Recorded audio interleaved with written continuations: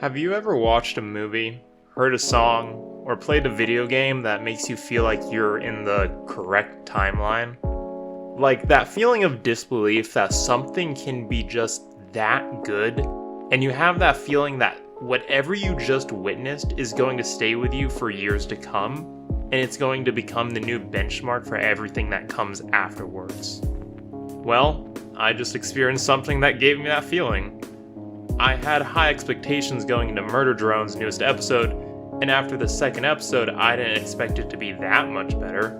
Maybe a little better, sure, but the last episode was so good that there was no way the new episode could be better by a large margin. Something that good would be too incomprehensible for me to imagine. Yet, here we are.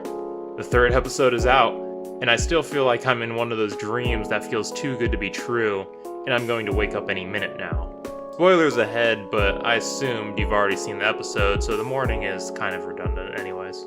The episode begins in the middle of the night with a worker drone running through the halls of the bunker from something.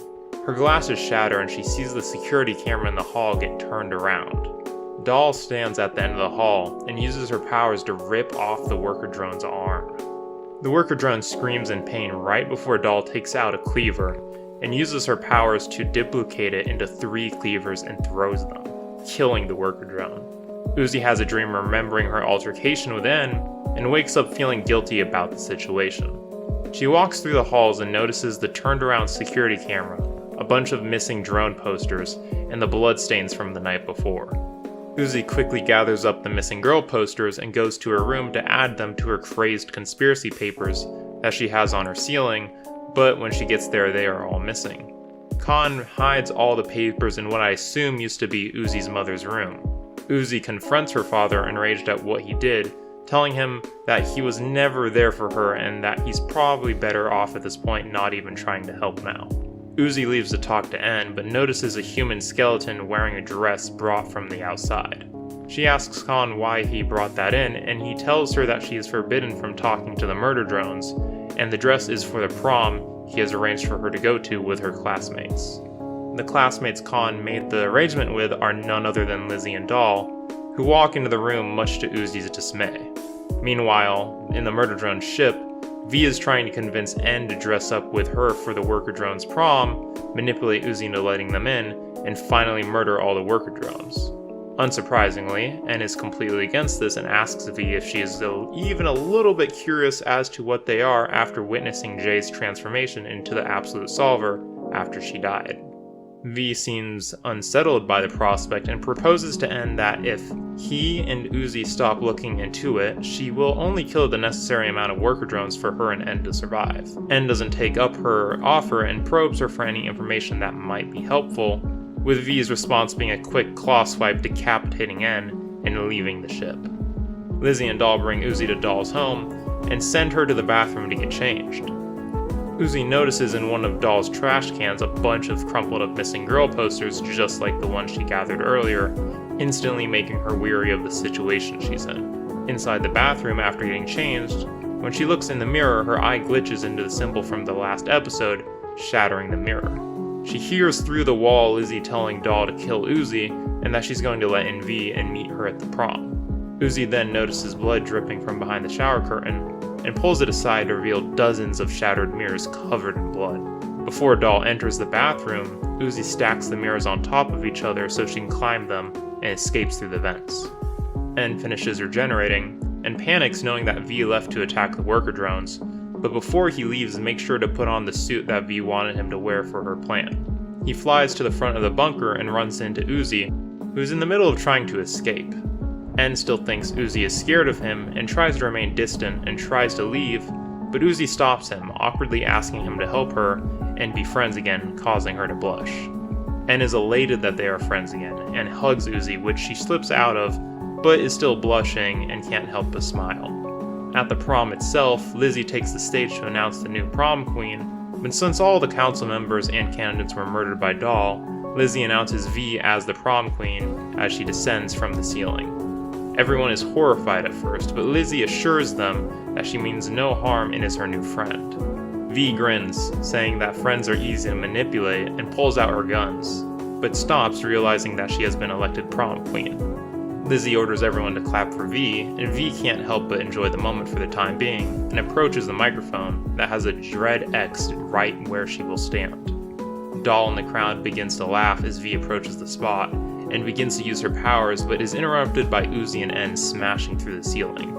Uzi and N are ready to stop V, but are confused by her being on stage as the prom queen. Lizzie changes her mind and tells V to run, but Doll already regained her composure and uses her powers to shoot rebar from under the stage, impaling V.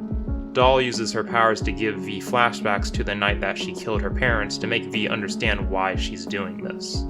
Doll throws a ceiling fan with her powers that would kill V, but N knocks it at the last minute, and Uzi joins him on stage to protect V.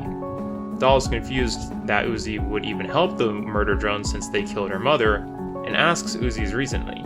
Uzi tells Doll that someone is trying to make the murder drones and worker drones fight, and the only way the drones can move forward is together. Doll disregards the Uzi's point and launches another attack. N pushes Uzi off the stage, and he takes the brunt of the attack alongside V. Khan tries to rush into the room to help Uzi, but Doll uses her powers to seal all the doors. Uzi gets up and starts to confront Doll with a knife, and Doll tries to use her powers to crush Uzi, but her powers doesn't respond to her presence at all. Lizzie grabs V's arm and helps put it on V. At first, V is angry that Lizzie was going to betray her, but Lizzie brings up the point that V was going to use her to kill all the worker drones, so they are even. Uzi is quickly overpowered and pinned by Doll, but when Doll tries to deal the finishing blow, N blocks the attack and rescues Uzi. Uzi notices the damage done to N from saving her twice and tells him to stop saving her, blushing once more. N throws Uzi in the air right before Doll throws a table at them. Doll launches some knives at Uzi, and Uzi kicks one back, severing a bracelet Doll has on one of her wrists, distracting her for long enough for Uzi to deal a powerful kick to Doll, knocking her on the floor. Doll gets up ready to continue the fight, but gets shot in the back of the head by V, finally killing her. Uzi is mad at V because she wanted to interrogate Doll for answers, and N brings up that V did that on purpose because she's trying to hide something. Uzi grabs Doll's bracelet and the key for her home and leaves to investigate. Uzi, N, and V enter Doll's home and discover that it's filled with mutilated worker drones. Uzi deduces that Doll was eating them, but can't imagine why. She wipes some drone oil on her fingers and examines it, but as she's examining it, she gets the compulsive urge to taste it. N finds the corpses of Doll's parents, and V nonchalantly mentions how they didn't even taste that good. Uzi joins them to see if the corpses have any clues, and Doll teleports behind them. Doll uses her powers to extract the bullet from her head and shoots it at Uzi. The screen cuts to black and opens again to see that Uzi has powers just like Doll that she subconsciously used to stop the bullet. Doll says she's sorry for Uzi and that if she finds what she's looking for, she will help Uzi, and teleports away. Outside the bunker, a worker drone is looking for his glasses when the 3 landing pods from the end of the first episode land right next to him. One of them opens, and a human in a biker helmet and jumpsuit jumps out and decapitates the worker drone with her sword. Her name tag for JC Jensen says Tessa, and she says there's work to do. Jay flies out of the same deployment pod and tosses her a key, and they both leave together into the snowstorm, concluding the episode. If I didn't emphasize it enough in my intro and my title, yeah, this episode is as incredible as I made it out to be, but that doesn't mean it's flawless. In my last video, I pointed out that Murder Drones is a slower paced show, and someone on the team must have noticed the same thing, cause this episode's Achilles heel is its fast pacing. There isn't a single minute in this episode where the show feels like it has a time to take a breath, cause there's always something of importance happening at all times. I guess you could say that's a compliment in of itself, but I would have liked just 3 or 4 more minutes for the episode to just have the characters interact over something not character development or plot related. There's the scene where Lizzie and Doll lead Uzi to Doll's home, and it did strike me as kind of odd that Uzi doesn't question Lizzie for why they suddenly want to hang out with her despite them bullying her on a regular basis. Just a quick bickering exchange between the 3 would have been appreciated, since Lizzie and Doll have never had a proper conversation with Uzi throughout the series so far. The other scene that highlighted a moment of missed potential was Lizzie mentioning that she has been hanging out with V. One of Murder Drone's strongest characteristics is it follows the rule of show, don't tell perfectly, with a startling exception to this one scene. Who here would have wanted a quick 1 to 2 minute montage of Lizzie and V hanging out? This could have been a perfect opportunity to give V some compensation screen time for the last 2 episodes, and could have had plenty of comedic moments of V being a spontaneously random weirdo. We have seen brief moments in the previous episodes that would have given this episode some much needed comedic moments. And the lack of comedy is the only other problem this episode really has. There are still a handful of moments that are pretty funny, with the highlight being Doll's reaction to Uzi escaping, but for fans who like the show for its humor, they might be taken aback by the distinct lack of it. But don't worry, because believe me, where it lacks in comedy, it compensates in basically every other aspect of this episode more than enough. The characterization of our main cast in this episode is excellent. Uzi gets a full-blown character arc, starting with her actually feeling guilt for being scared of N. Uzi is by no means a bad person, and her fear is justified, but her feeling of guilt is without a doubt one of the emotions edgy teenagers tried to hide the most, and she has to come to terms with it by being vulnerable to N so she doesn't push him away like she most likely has done to many others. This leads to this antisocial, aggressive character's outlook on life becoming an altruistic one, now believing that even if she has to put herself in harm's way, she is willing to genuinely forgive the murder drones and work with them to find out the truth about whatever is really happening. That's quite a development from her tough and abrasive demeanor that she showed in episode 1, and solidifies her as a leading protagonist. With her now openly caring nature, we also see glimpses of what might be a developing crush on N by the way she blushes when she shows care for him, but this also might just be her being embarrassed about being so openly honest about her care for someone. So it's a little hard to tell at the moment. If these interactions are meant to have romantic undertones, I am actually a little concerned about that being the direction Liam Victors wants to take their relationship, but I might make a video about that later. The only gripe I have with Uzi in this episode is by having her forgive N so quickly, it does kind of undermine the events of the last episode, which I think was a great choice to actually have this character be unsettled by her battle against the Absolute Solver. I'm glad that the episode didn't dwell on this too long, but it seemed just a little too quick of a mental recovery for such a mentally disturbed character. And yeah, this character without a doubt is mentally disturbed, to the point where there are scenes where she's borderline psychotic. N's best traits really shine in this episode, and he's far more active in this episode than the others. It may have been a small gesture, but him actually trying to avoid Uzi and respect her space was a great moment to force Uzi to step out of her comfort zone and actively pursue their friendship. He didn't ask for forgiveness or apologize to her at any point, which is the reason why this moment worked so well. We also, as expected, see him throw himself in harm's way for Uzi multiple times. It isn't the biggest deal, because this is a very in-character thing for him to do, but him just being such a genuinely good friend towards Uzi really made him more likable in this episode than the others. And that's not to say he wasn't a good friend in the other episodes, but this time it feels far more intimate and heartfelt now that he knows how much he means to Uzi. An aspect of this character that I'm actually really confused about is his relationship with V. In the pilot, it was pretty clear that he has a crush on her, but in the last 2 episodes, there hasn't been a single scene that continues that character dynamic. I'm glad that he isn't awkward around her all the time, and we actually get to see him stand his ground when V tries to convince him to help her kill the worker drones, which was a nice moment to continuously develop him from being the yes man he used to be in the pilot. But it's kind of hard to believe he has a crush on V when he doesn't even consider V's offer for it just to be him and her surviving off only the necessary amount of killing required to keep them alive. And there's a moment that glaringly stands out in a way that kind of confirms he doesn't care about V like he used to. Just take a look at these 2 scenes next to each other. I'm sorry. I really enjoyed our time together. but I can't have you shooting V with that thing. Crap, what is she doing? This isn't what I expected at all! I guess we should,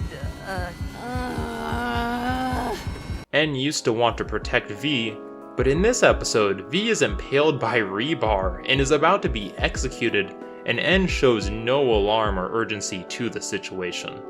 There was a very large gap between the pilot and episodes 2 and 3, and I completely understand if Liam wanted to change this aspect of N's character, but it feels sloppy to write out this character dynamic and not even have a line of dialogue that mentions or confirms that he doesn't like her anymore.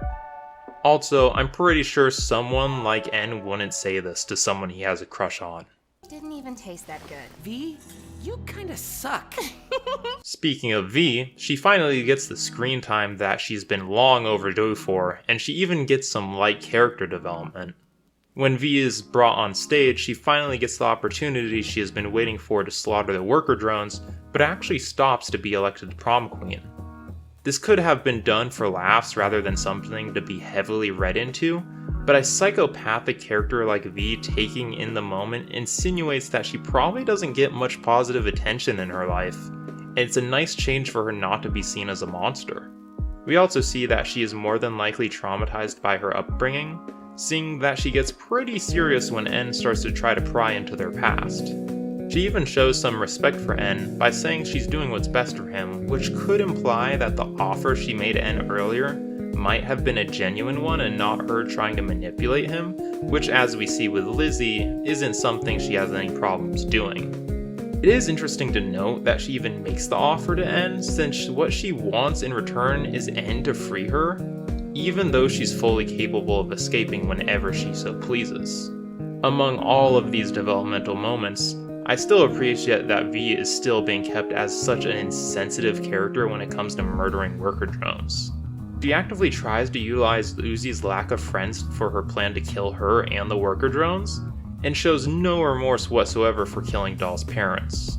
If this was any other show where the writers are trying to make a psychopathic character more likable, V would have expressed regret in killing Doll's parents after seeing the pain she inflicted on their daughter.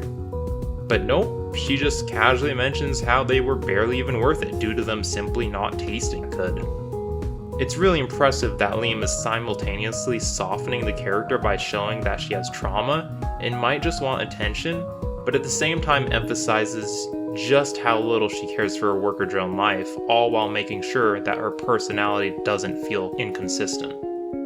The newcomer to the show, Doll, serves as an antagonist for this episode, and this character is not only unique, but very well written in the simplest way possible. This drone exclusively speaks Russian, which I think is a simple but very creative and unorthodox quirk for a character that makes her really stand out. Her backstory is very simple, yet believable, with how she's trying to take revenge against V for killing her parents. Just like Doll speaking Russian is a simple aspect to the character, this is a simple backstory that we have seen many times before, but what makes it work so well is that her target is V, who, like I said earlier, is an openly unsympathetic murderer. It's really easy to believe that Doll sees herself as a hero, and that what she is going to do is the right thing, but she crossed the line of having to murder multiple worker drones to get revenge. But this kind of presents a trolley problem. V is fully capable of murdering every single worker drone and revels in this fact. So is it justified to kill maybe a dozen worker drones to kill an entity that is capable and is trying to kill all worker drones? That's up to you to decide. But there's no denying that Doll isn't strictly an evil character. She may be unnecessarily sadistic, but so is V, if not more so. Doll does show sympathy for those she cares about, as we see her crush an innocent bystander, but throws Lizzie out of harm's way instead of killing her for betraying her at the last minute. She also says she's sorry to Uzi and is willing to help her despite that Uzi thwarted her revenge plan against V and moments before tried to shoot Uzi. Doll is a really intriguing character, and Liam did so much with such a simple backstory that Doll is a product of top-tier writing, and an example of beauty and simplicity. Another character who we have seen before but didn't have any substantial role in the previous episodes is Lizzie. Lizzie's the popular mean girl, which although is a trope I've never minded, it's one that has been so done to death that it's a little too stereotypical for this series.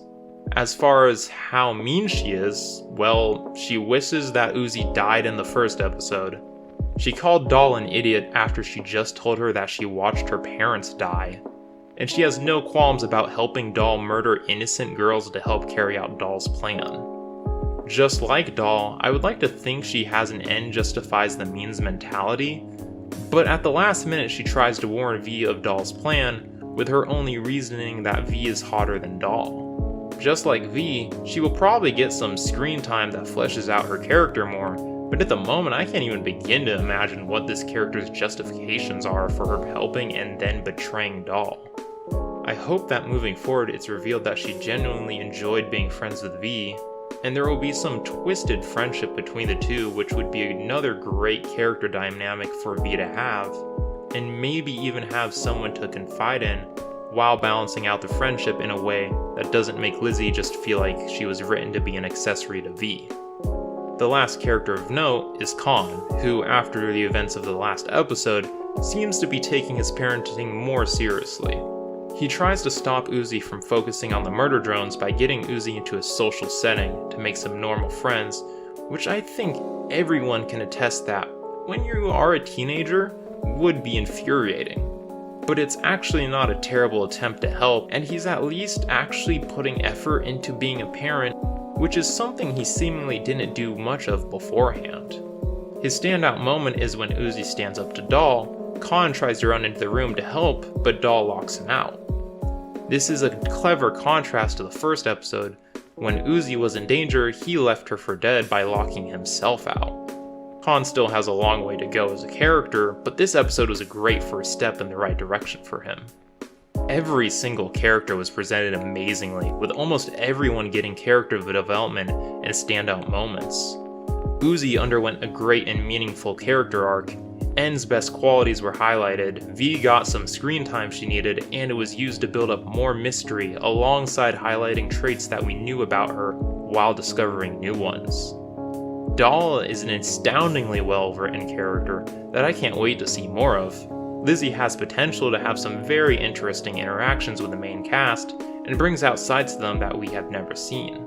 And Khan has begun his redemption arc, trying to fix him and his daughter's damaged relationship.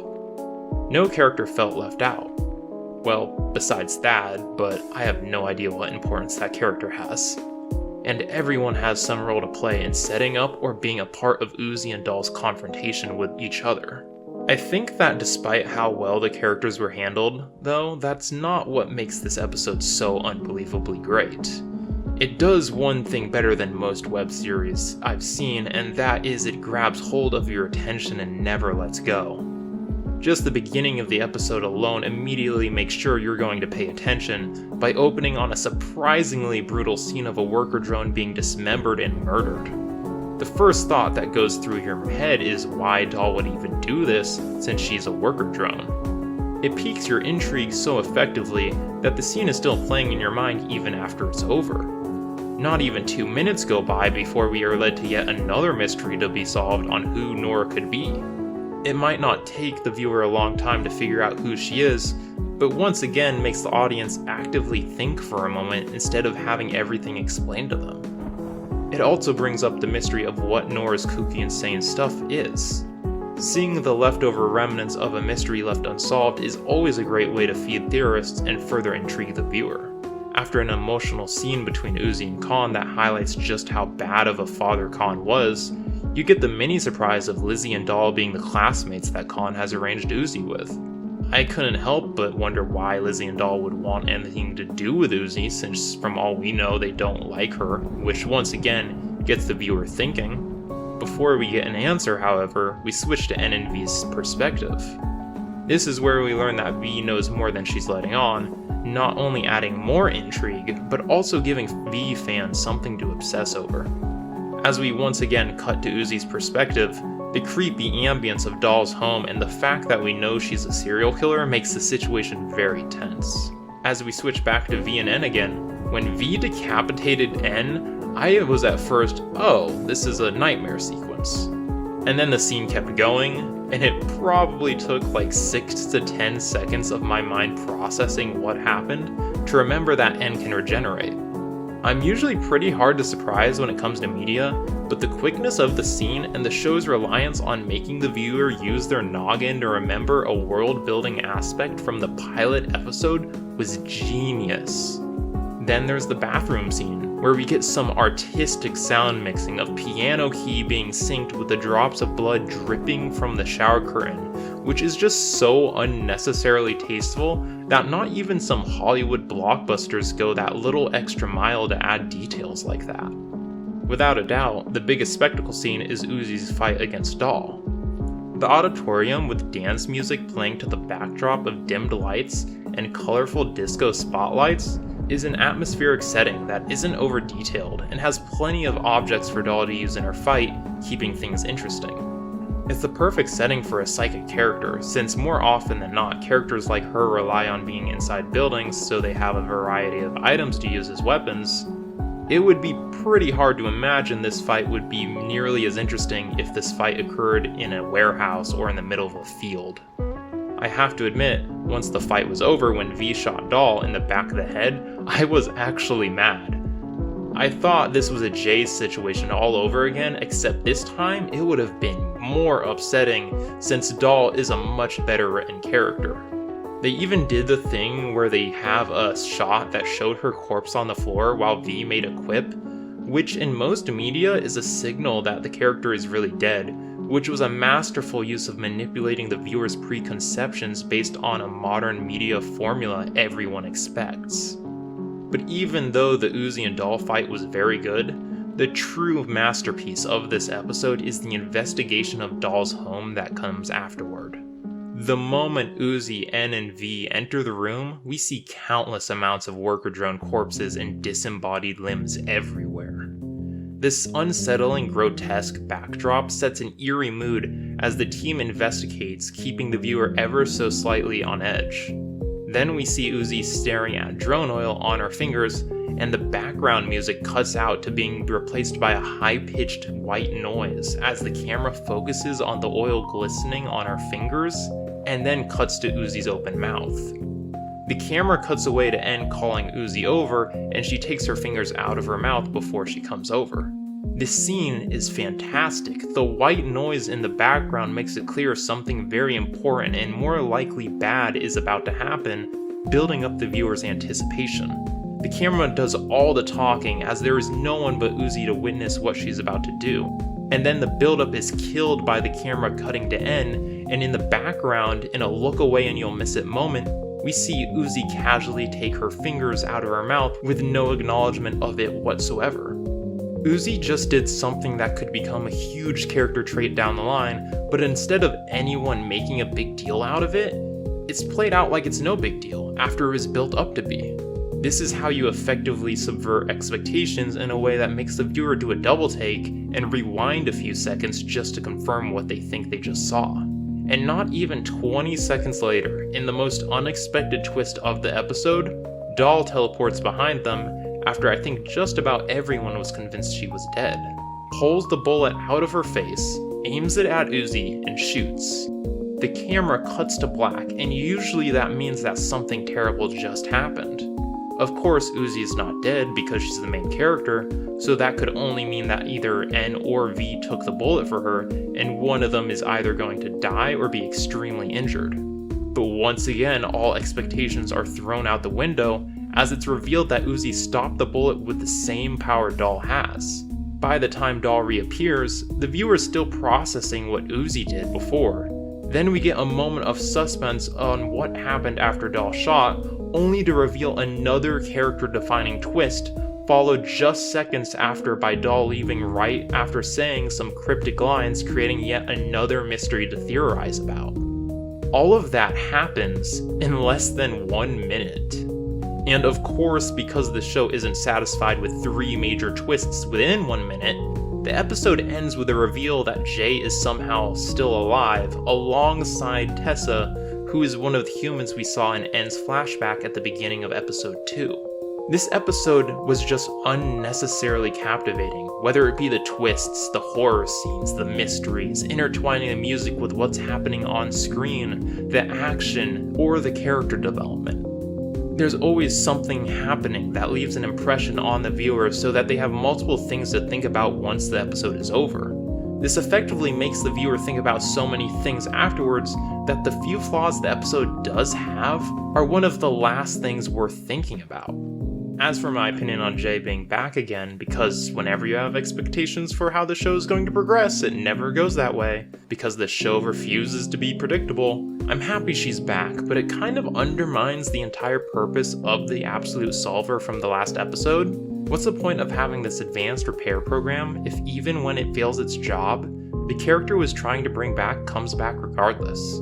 But it is worth mentioning, this Jay left the pod that just landed from outer space with Tessa, which was already heading towards the planet before the events of episode 2, so this might just be a clone of Jay, which I still do feel is a little cheap, but like I just said, this show is always destroying my expectations, so I'm not going to be too quick to judge. Of all the online animated projects I've seen throughout my life, this episode just blew past all of them. This is a 10 out of 10 episode, which doesn't mean it's perfect because nothing is, but you would almost be making a fool of yourself to try to bring this episode down with the few flaws it has when it did everything else beyond effectively. It just did everything it set out to do near perfectly, and every single flaw the previous episodes had, it didn't repeat. I was in a state of awe after seeing this for the first time. It really is just something I'm more than impressed by and can't praise enough. Bravo, Liam Vickers. Bravo everyone who worked on this episode, you have all outdone yourselves. I just can't believe this is real.